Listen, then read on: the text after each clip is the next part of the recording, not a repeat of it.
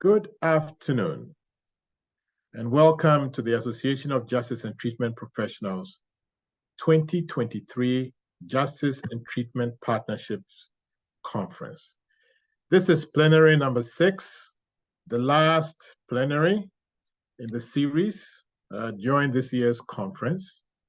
And the Association of Justice and Treatment Providers tries to create a forum to allow subject matter experts and persons with lived experience to share ideas, all in the hope of ensuring that we all get able to optimize successful outcomes in whatever programs that we are involved in the justice and treatment space.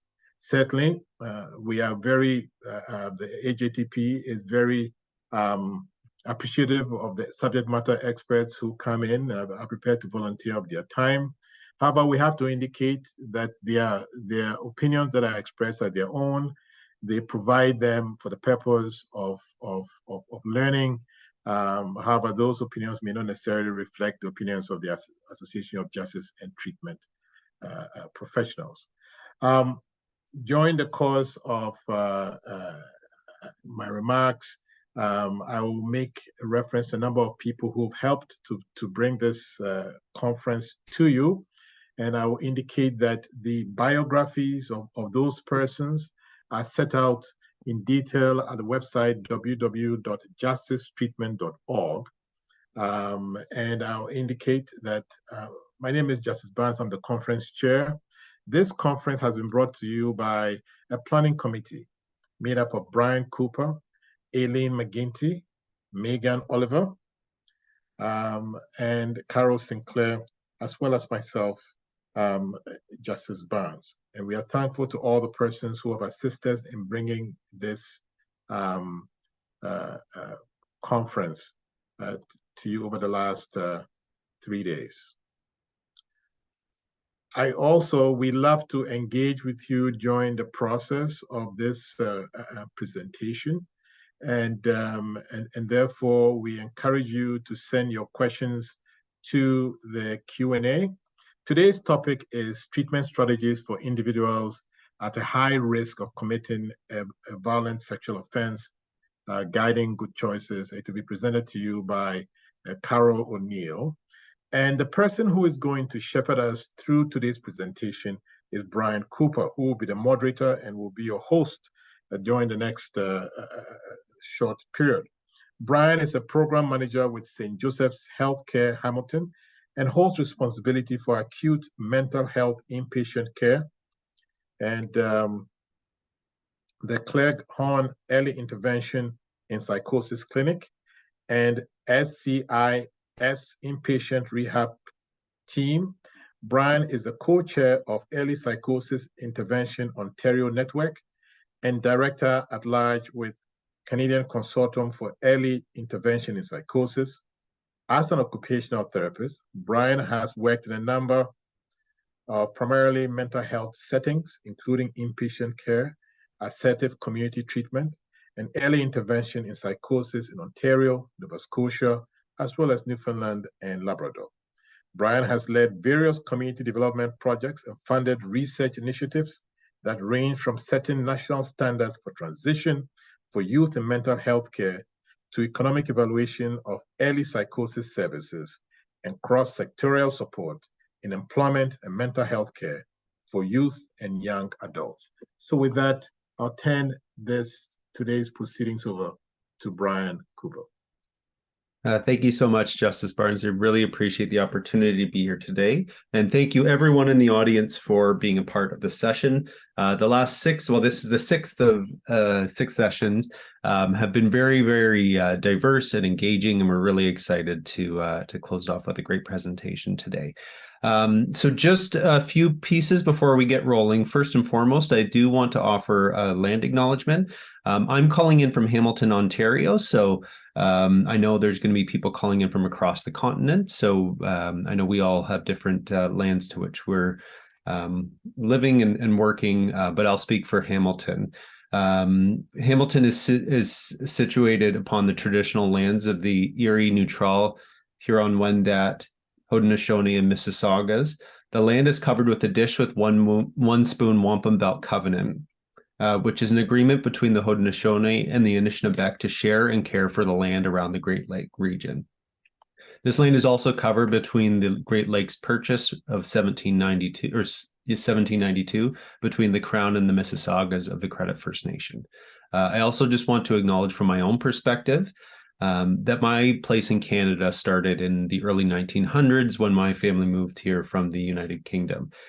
In that, I do recognize that my place in this country that is one that was created in part due to the traditional colonial practices that have resulted in trauma to the land and to its first people that are still felt acutely today. So in saying that, I do want to humbly commit to learning from, sharing with, and growing alongside the first peoples of this land. And just personally recently learned, took time to learn about a residential school just outside of the town that I grew up in that frankly I did not know a lot of growing up, and it took time to learn it. And aside from that original kind of shock of not knowing these things, I really learned a lot and was grateful to learn from the community. So moving on to our topic at hand, I'm really excited to introduce Carol O'Neill. As Justice Barnes mentioned, her presentation is titled Treatment Strategies for Individuals at a High Risk of Committing Violent Sexual Offenses, and the program is called Guiding Good Choices.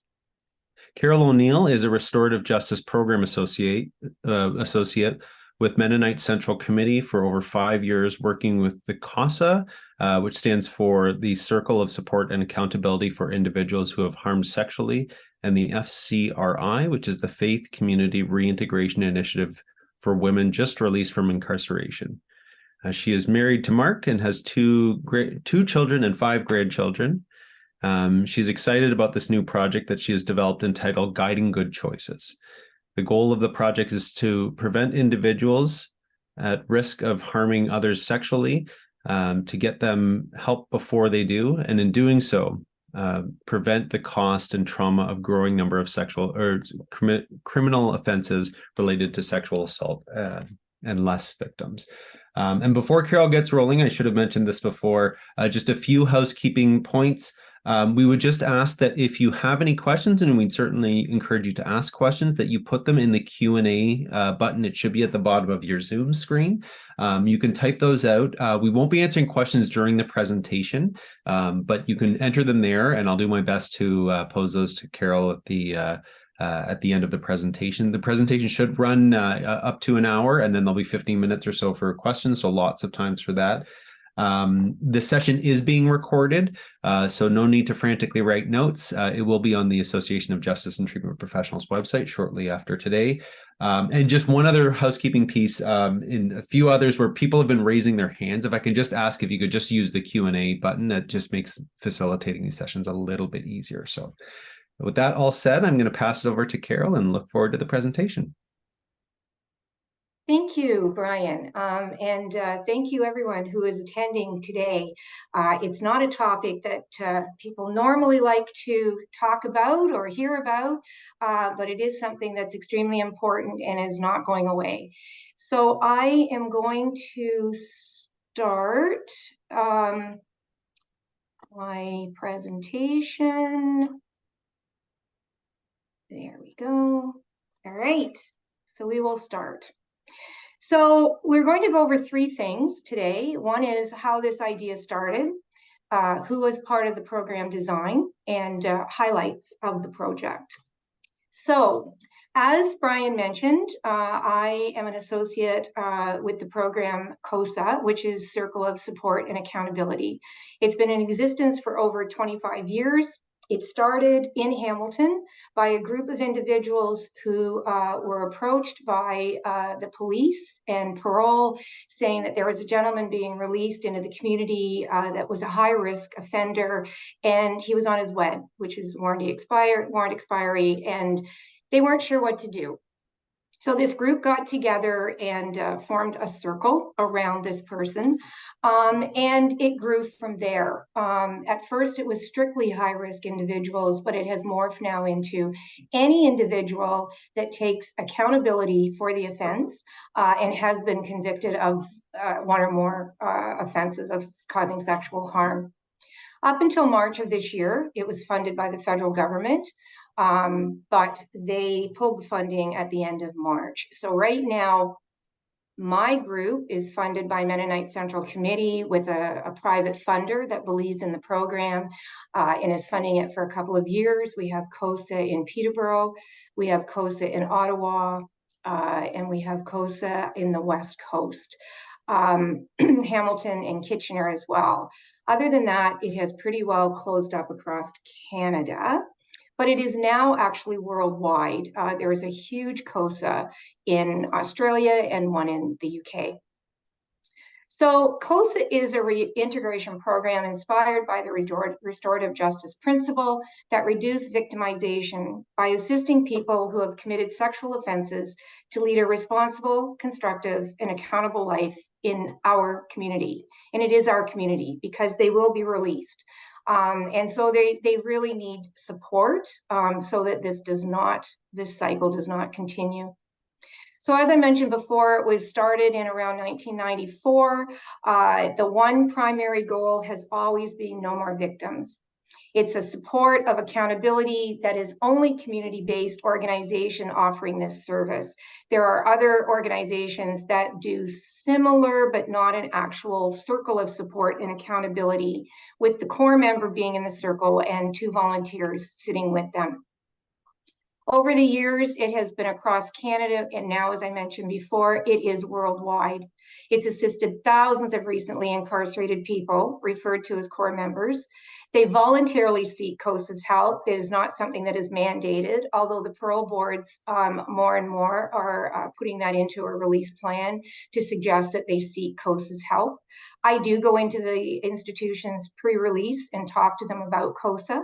And if they're interested in connecting with me when they get out, then they connect and we do an intake and go on from there. So it is to stop the cycle of harm and to establish a place in society. I work with all members of society who harm sexually, male, female, two-spirit, trans, and gender diverse peoples. We are getting more and more females, and definitely two-spirit, trans, and gender diverse is coming into the fold. So, guiding good choices, COVID 2020. The world stopped, but struggles did not. So phone calls started coming to me, and the phone calls were, I'm stuck at home, I'm on the internet, I'm going places that I don't want to be going, and I don't know what to do. Can you help me? And my answer always was, sorry, unless you've actually been convicted of an offense, there is no program to help you.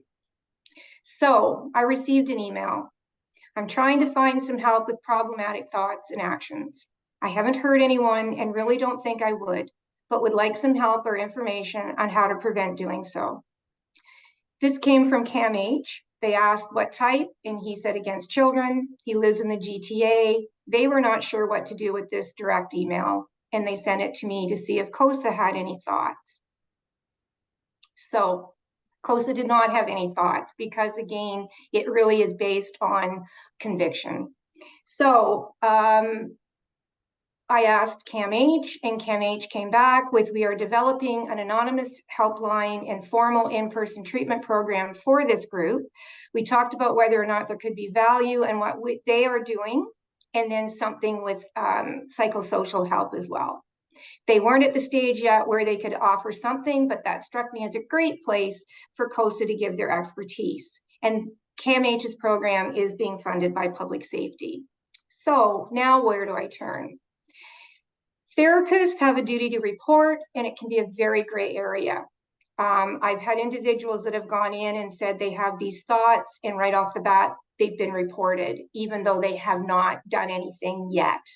I went online searching for programs that work with pre-conviction. There are lots of programs out there for pre-conviction. There are very few programs out there pre-conviction for sexual harm.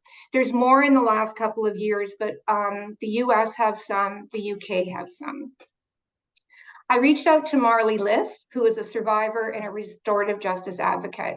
If anybody has heard of Marley Liss, she is a fabulous individual. She was harmed sexually and wanted to look after the case through restorative justice. At the time, she was turned down over and over again, and finally found a lawyer that would take her case on through the restorative justice process. Marley is very adamant that something like this, is a positive, it's pro-harm. But the second thing is it listens to her voice, and it listens to what she has to say about what she would like to see happen to change this cycle of harm. I also met with Women at the Center, which is a Toronto-based group. They're a survivor-led nonprofit eradicating gender-based violence against women, girls, two-spirit, trans, and gender-diverse peoples through personal, political, and social advocacy. When I sat with them to talk about the ideas for this program, again, I heard back, finally, wanting to hear the voice of the victims, because of all the things the victims keep saying is they had no voice, they lost their voice.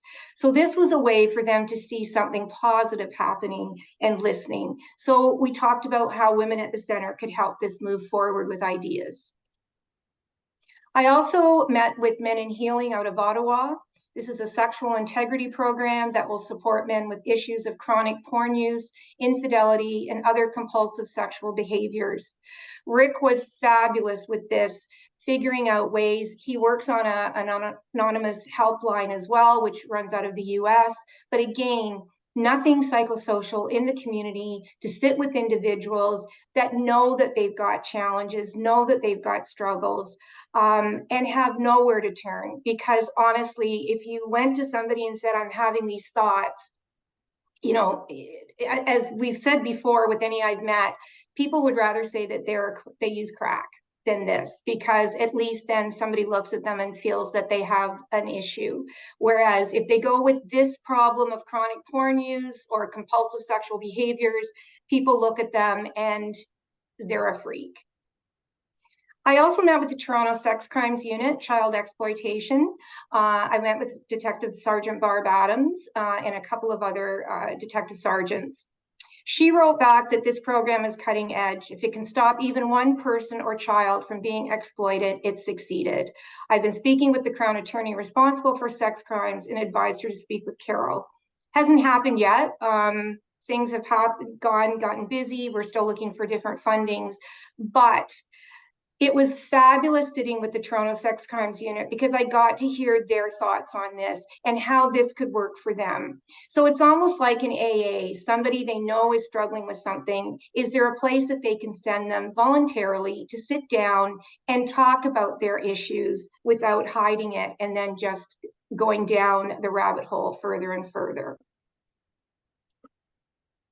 I met with numerous times with Christopher Rahm. He's a principal investigator for Prevent It. It's an online CBT program with the purpose of preventing child sexual abuse, and he's in Stockholm. What was fascinating about speaking with Christopher is that they had received funding to do a research project going into the dark web and putting a click on, where if somebody clicked on a certain icon, it would take them into another field that would say, are you struggling with this? Would you like help? Would you like to stop this? And then it would take them to this phone call for this research project. He was amazed at the number of people that are in the dark web that don't want to be in the dark web. And so he had a lot and enough individuals for his first 2 years of the research. When I spoke with him, they were going into the second year of the research, and where he felt that guiding good choices could fit was that it was, again, a psychosocial aspect where they could give this person other opportunities, not just sitting with a therapist, but also sitting with other people that they could speak to at different times throughout their challenges. So now it's late 2021. And one of the agencies that I spoke with in the UK called Stop It, they sent me this info. Last week, we had 482 Canadians click through from a MindGeek illegal search. Get help directed intervention website. That's now nearly 15,000 Canadian clicks since February. So it's prevalent, it's rampant, and people want help. They just don't know where to go, where to direct, and where to get that help. So now it's April 2022, and I have two individuals that drop into my sphere. One is Larry and one is Jerry. So a triangle is born. As I said, circles of support and accountability is a circle, but we wanted to keep this small and intimate. The sex crimes unit and CAMH were adamant that they did not want this to be a group where there was more than one person that was struggling with this. They wanted it to be more of a one-on-one.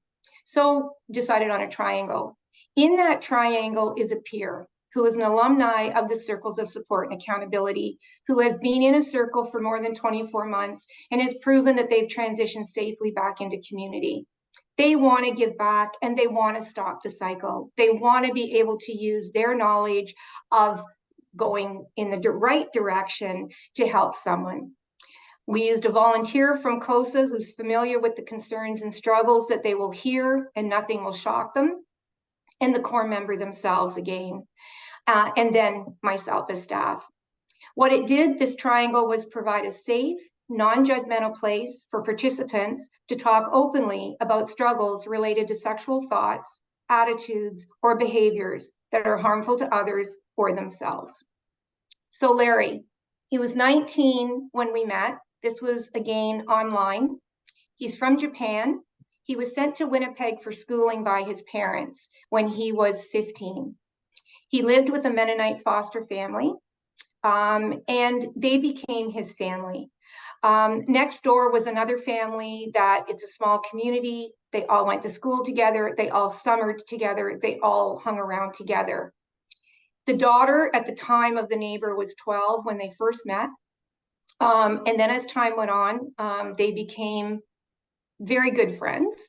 And it got to the point where it actually became more than friends, but not intimate. But they started sexting back and forth. She was underage, he was 19. She ended up going to the school and made a complaint and said she didn't know what to do. She wanted this to stop, and she showed the texts. Immediately, the police came in to the school. They picked up Larry and they arrested him. They charged him with sexual interference with a minor. They also charged him with luring and grooming. And he was removed from the school immediately. When he went back to the foster home, they wanted him out, and he lived next door to the victim, so they needed to move him. His sister lived in Toronto, so they moved him to Toronto. So he flew to Toronto, had never been here before, ended up going to a Mennonite church here in Toronto, and they had heard of this program that I was setting up and asked if I would be interested in working with Larry. So I met with Larry, and he was open to any kind of help we could do. So we set up a triangle for him, and he started talking about confusion. His side of it was he thought that she understood what was going on. He needed to understand more about what was wrong with what he was doing, and he needed to understand the accountability part of this. So we worked with him, and about 4 months into the program, his lawyer connected with me and said that the Crown Attorney in Winnipeg had wanted to speak with me.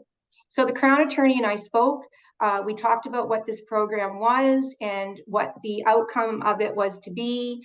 And the Crown Attorney went back to the victim and the family and asked if he attended Guiding Good Choices for the year. I would do a check-in with them every 4 months and update them on how he was doing, what we were talking about, how things were going, that she would see if they could stay the charges. He did. He took his year. He wrote a letter to the family, a new letter that we talked about the difference between the letter all about me versus listening to the victim's voice and letting them understand that he did take accountability. He knew what he did was wrong. He was the adult in this situation. And he had his charges stayed at the end of the year. Success story for Larry. He's in university. He's taking a very big course on theater and writing movies. He works full-time. He just wants to move forward with his life and never have this happen again. The nice thing about Larry is that he stays in touch with me. And if he feels that it's getting, he's going to meet somebody, he's met somebody, and, he just wants to make sure that he's on the right page with this, he'll reach out to me still and ask if we can put a triangle together, and just, he wants to make sure that he's doing this right this time. So that's Larry. Now we go to Jerry. Jerry is 42 years old when I met him. He lives in Toronto. He had just broken up with a longtime girlfriend who, when they broke up, she decided that he had confessed to her that when he was in his 20s, he had thoughts that were not positive, and was going on places on the internet that he knew he shouldn't. He had stopped since he met her, but she took that confession and decided to post it on Facebook. So when I met Jerry, he had suicidal thoughts. He was seeing a therapist, and he didn't know what to do. So we talked about pulling a triangle together. In the triangle, the peer that I gave him was somebody that had a similar situation, only they actually, after the breakup with their relationship, they actually went on and acted on their struggles, and was arrested, was convicted, and was in Bath for 6 years. So when they came out, he sat on a circle, and he totally turned his life around. So he was very interested to sit on Jerry's circle. The fun thing about this circle is that Jerry and the peer truly had a connection, as far as Jerry felt comfortable talking to him about his struggles. He didn't feel that he was being judged. And the core member felt that he was giving back to community and was doing something positive with his life now. So it ended up that at the end, this did go to court, actually. He charged her with libel, and it's still in the courts. But he has moved on to another relationship now. He's been fully open with this person. She's aware of the triangle. In fact, she has reached out to me to talk about, questions she has about Jerry and concerns, or what she should, be aware of. But at the end of the day, he is living a positive life, and depression is really eased up. So the goal is to help participants identify and understand their cycles and address beliefs that underlie unhealthy and harmful patterns of thinking and behaving. So one of the areas that I'm finding I'm getting more calls on is incel. I've had 2 individuals that have been directed to me as a resource. And in both cases, the individuals that are on these sites, they really tend to be there because they have nowhere else to turn. And when these incel sites, as you know, they're very good at leading the person down the path and finding the weaknesses. And so the individuals that I've worked with, it's not so much they believe in incel, it's that they found a place that they can talk openly and not feel judged. But once we start a triangle with these individuals, they actually realize the harm of the incel movement. They want nothing to do with it anymore. And in fact, they kind of sit there and do the, how could I have even thought that that was a place that I needed to be? So I'm finding with the younger individuals, it's been helping them to understand with a bit more detail how serious and how devastating it can be to go on some of these areas.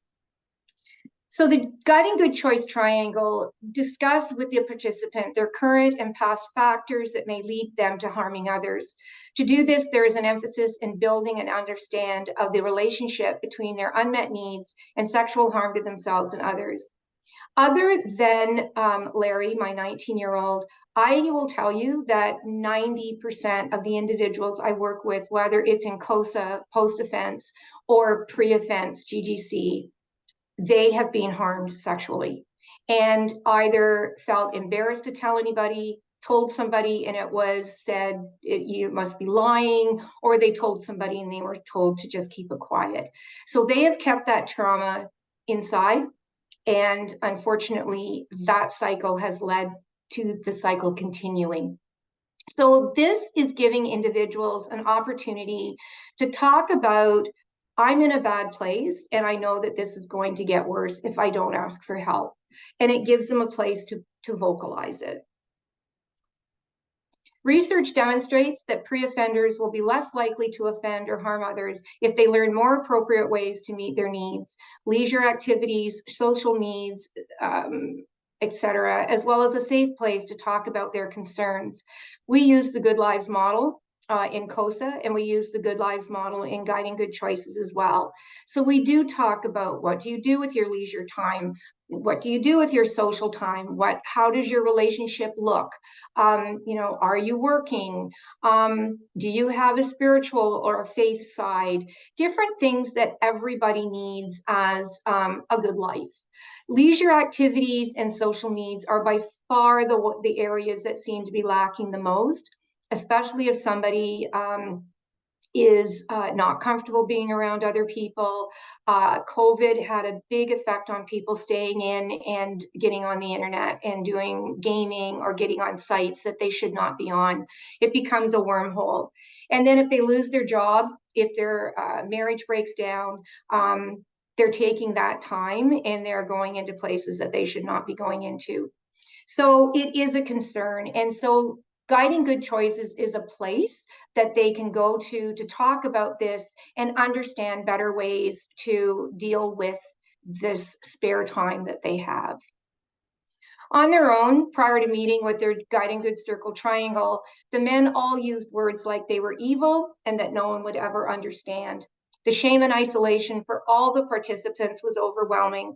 Without the support of Guiding Good Choices, these individuals have admitted that they would either be in jail or have successfully died by suicide.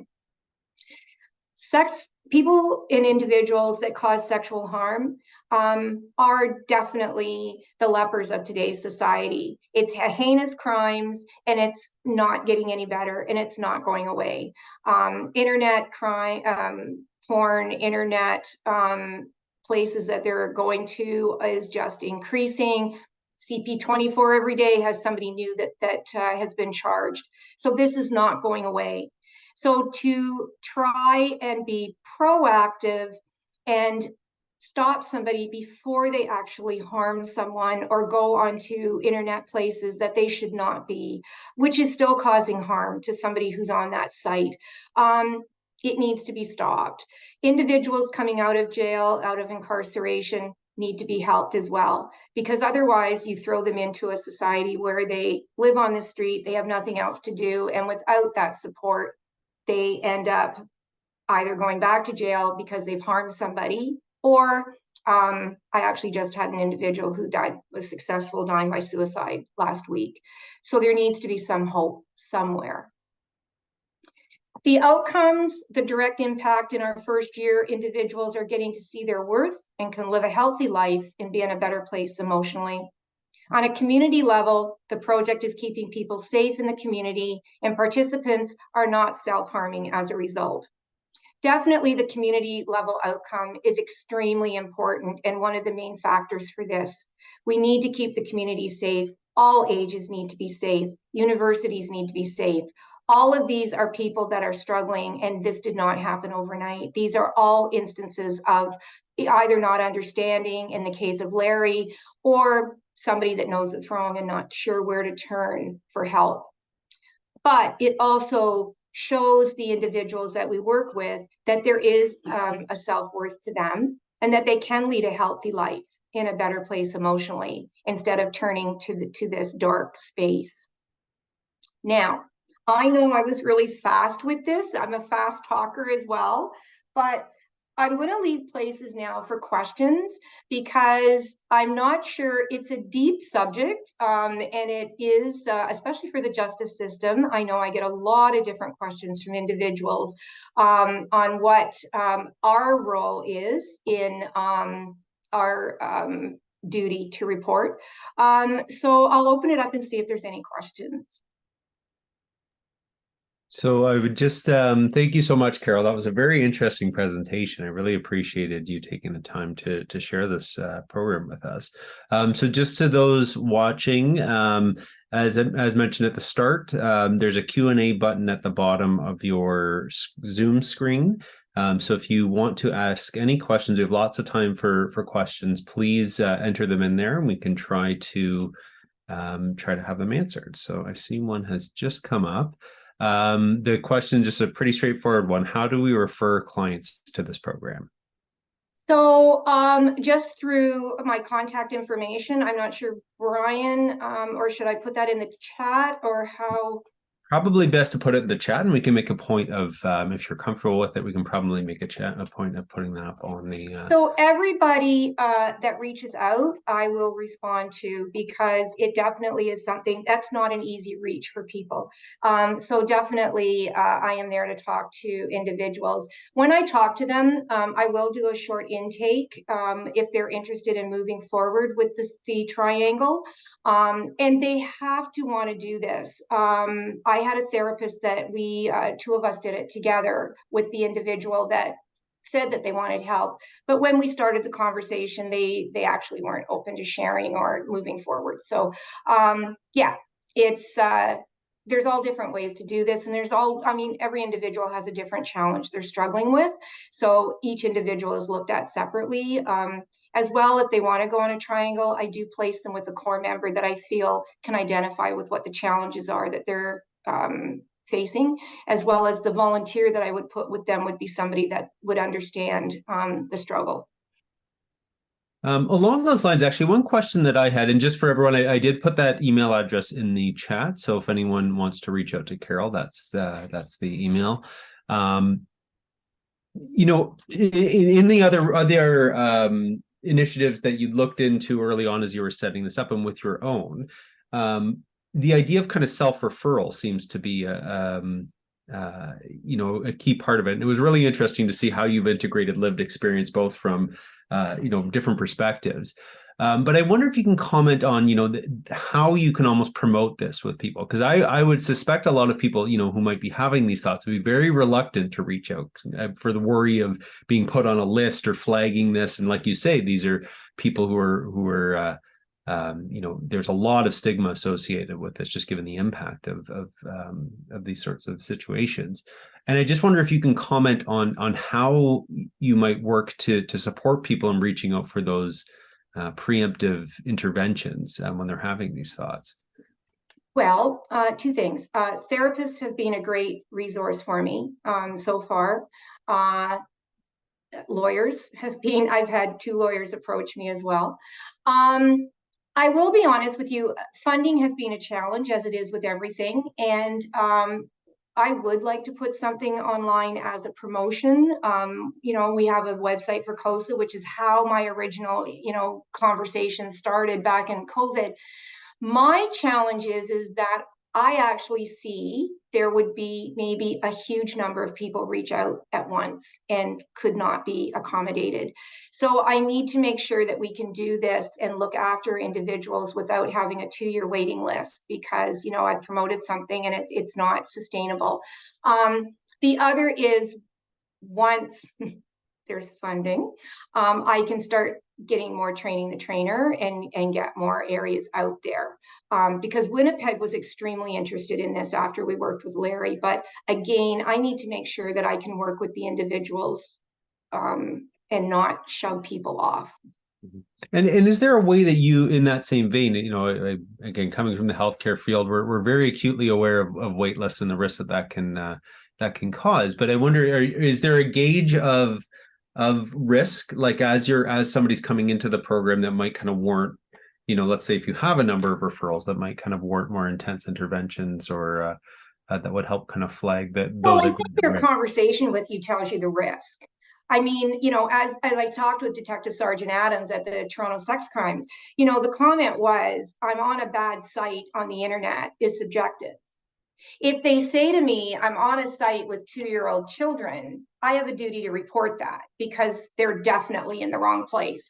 But if they say to me, I'm going down a dark hole and I need to stop it, then I can keep working with them and see what's going on with them and see how severe this is and how dark a hole they're going into. You know, anybody that I've worked with right now, I've had the one incel that we were quite worried about that this could go in a different direction, but they were already working with Yorktown Services. So, I mean, this is not a one-stop. This is definitely a village approach. And so it does need to have, you know, others. So I do stress that I'd like them to find therapists. My challenge becomes finding a therapist that doesn't duty to report on somebody. And it is a gray area for individuals. Yeah, and I know as a clinician, that's always it's always a struggle to make that call. So a couple more questions have come in. The first is just say, can you remind me what CASA stands for? And can you speak to any stats regarding how many people you see in the program? So COSA stands for Circle of Support and Accountability. So it has an 85% positive rate of no recidivism if they take a COSA circle. And the COSA circle lasts for about 24 months, and it is about trying to integrate them back into community safely. I myself work with about 15 at any one time in a circle with COSA. But like I said, there is no funding right now, so I really don't have any provincial. I have mostly federal. So I go into Bath, Warkworth, Millhaven, and Joyceville, and GVI, the women's prison. I actually have 15 females that I work with on a one-to-one basis, not in a circle, that are SOs or have harmed sexually. So that's me. And then I have my Guiding Good Choices that I'm just starting growing. So I'm not sure if that answered the question, but COSA, I mean, we're getting more and more waiting lists for that one, and that's post-offense and coming out of incarceration. And I wonder too, I mean, maybe do you have stats around the number of people who are in the Guiding Good Choices program, or? It's just me, so there's 4. Sorry, I mean client, like individuals who participated in it. So I've only been going for 2 years, and I've had 10 total. Okay. Okay, so a second question was asked do they need to be released to a certain community, town, or city to access services? So they used to before COVID. The one good thing that came out of COVID was the internet and Zoom. If they don't, so this is COSA. If they don't have an internet restriction, we do it through Zoom. So I'm looking after individuals in Timmins and North Bay and Barrie, Owen Sound. If they have an internet restriction, then I either do teleconference, or if they're in a halfway house, the caseworker will set them up with a computer. The parole officer approves it, and they sit through COSA. With Guiding Good Choices, they all, you know, most of them have internet anyway, so we do it through Zoom. To be fair, because of the Toronto and the congestion and traffic and getting to my office, I would say most everybody wants to be on Zoom. I have very few that want to sit in person anymore. I have a couple of individuals in COSA, but most everything is done on Zoom. Okay. And then you touched on this, but one of the other questions I had is that, you know, you mentioned that funding, I think for a lot of us, is always a bit tenuous. But I wonder if, you know, if you were to magic wand this, or you know, what you would see a future for this program looking like. Oh, if I could wand this would be across Canada. This is, I mean, just in the stats I gave from the site in the UK that they're getting Canadian hits, you know, 1,500 from February till April. It's huge. And people are asking for help. It's a very judgmental, difficult conversation to have. So the fact that somebody would even reach out and say, yes, I need help, you know, they want help. So it can go huge. And just to that end, I wonder, you know, to the question earlier around data, would there be like an evaluation plan that you might see? Just, I know it's impossible to, you know, predict where somebody, you know, if a crime doesn't happen, but I wonder if that's been part of the consideration. Yeah, so actually I do have a database that I have come up with. I work with Michael Situ, who is a professor out of Ottawa, and this is his thing, is sexual harm and individuals that harm sexually. So we came up with a way to at least try to gauge it.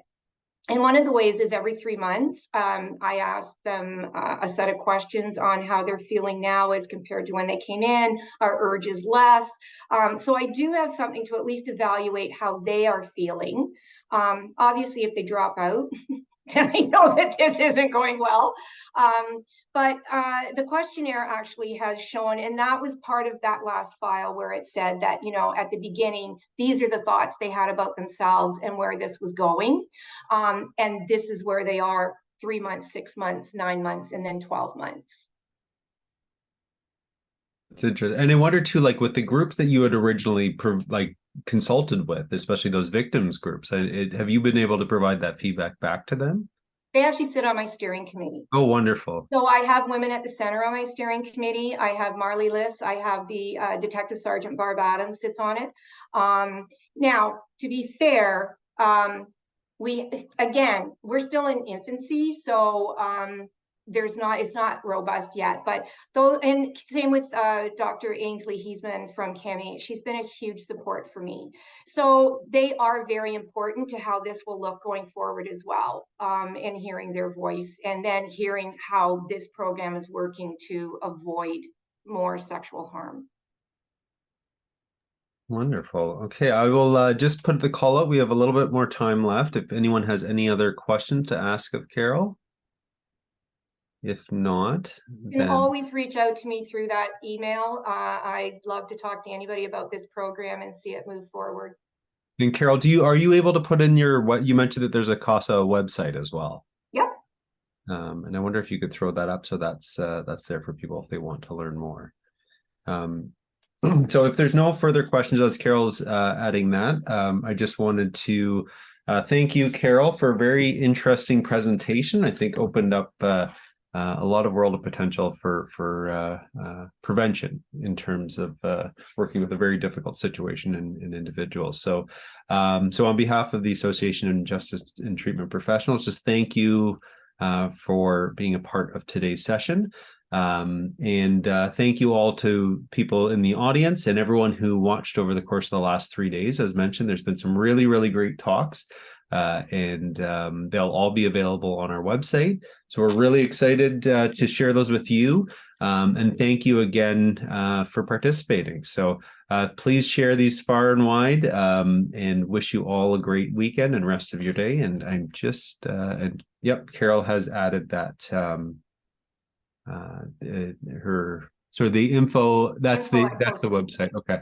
Wonderful. Okay. Thank you so much, everyone, and have a great rest of your day, great weekend. And just a big shout out to Justice Barnes as well for putting this together.